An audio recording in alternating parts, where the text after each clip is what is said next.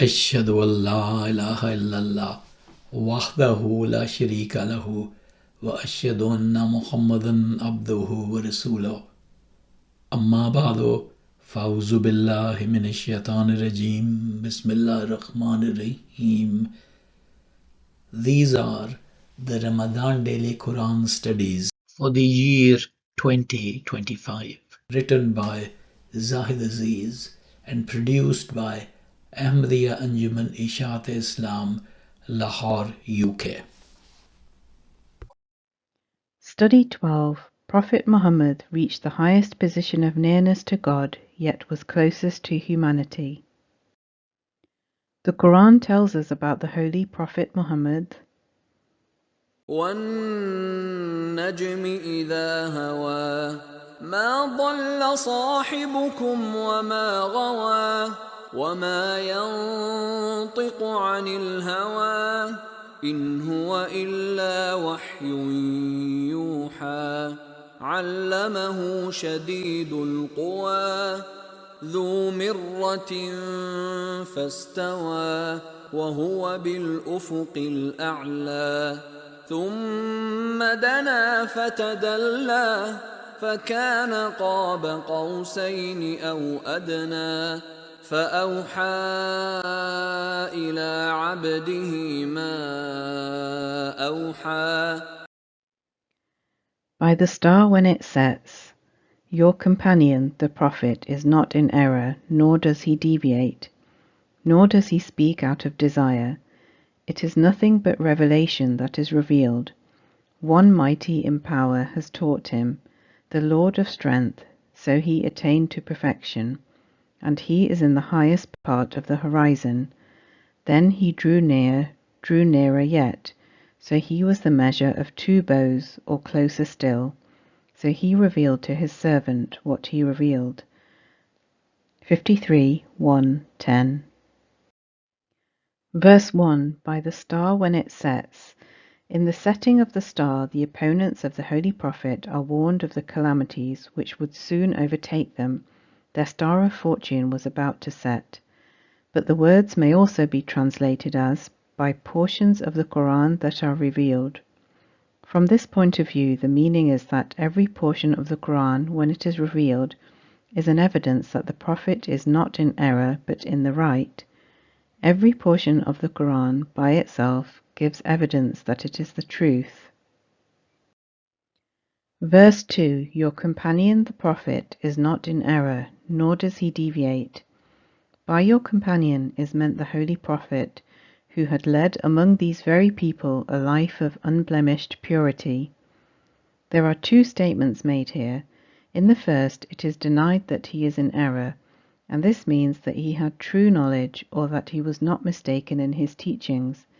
In the second, any deviation by him from the right course is denied, and this shows that he acted according to that knowledge and that his practice was according to the principles that he was teaching. This verse is a conclusive proof that according to the Quran, the Holy Prophet was perfectly sinless. Verse 3-4. Nor does he speak out of desire. It is nothing but revelation that is revealed. The Quran was not his word, for he spoke not out of his own desire. It was the word of God, all of it, entirely. There are numerous reasons which prove that the revelation to the Holy Prophet was not the outcome of his desires as a human being.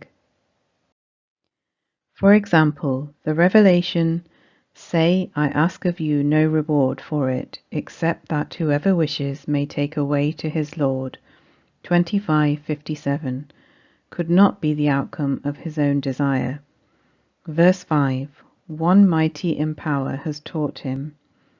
One mighty in power is God, who taught him the Quran. It is clearly stated at another place in the Quran that the Beneficent taught the Quran. 55:1-2. Verse 6. The Lord of strength, so he attained to perfection. The Holy Prophet attained to perfection because God himself was his teacher. The word used for perfection here is astawa. It also means being upright, stable, balanced, in the middle, and not inclining to either extreme. The Holy Prophet in his behavior never went away from the middle, neither doing something too much nor doing it too little. Verse 2 stated that he was not in error. That is the negative aspect of the matter. It is not enough to be merely not in error. Here the positive aspect is mentioned, that he had perfect morals. Verse 7, and he is in the highest part of the horizon. The Prophet's being in the highest part of the horizon refers to the brilliance of his light, which was to illuminate all corners of the world. This is a prophecy that he will shine out in the full brilliance of his light like the midday sun. This chapter was revealed only 5 years after he was made prophet and messenger by God. Verse 8, then he drew nearer yet. It is usually thought that he refers to the angel Jibreel, and that this mentions that Jibreel drew nearer and nearer to the Holy Prophet. But in our opinion, he refers to the Holy Prophet, and these words mean that he drew nearer and nearer to God. The verse points out that the Prophet attained the utmost nearness to God which it is possible for a human being to attain. Verse 9, so he was the measure of 2 bows, or closer still. The expression measure of 2 bows indicates close union. Some people take it to mean a length which is 2 bows long. Then this means that the Holy Prophet was closer to God than the length of 2 arrows. A better meaning is derived from a pre-Islamic Arab custom.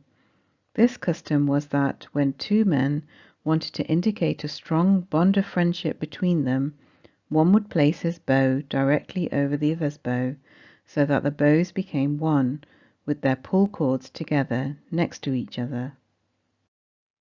Under this meaning, one bow represents God, and the other bow represents the Holy Prophet. They both work in the same direction. The Holy Prophet carries out the will and commands of God, and God provides help and support to the Holy Prophet in doing so. In the figure shown, 2 bows are facing in the same direction, side by side, and they are brought closer till they become like one bow. There is also another meaning. One bow is God, and the other bow is humanity, and the Holy Prophet is the common cord of 2 bows. The cord of the 2 bows is the same.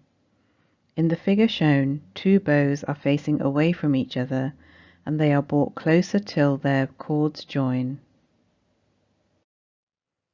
On the one hand, the Holy Prophet is close to God in serving him.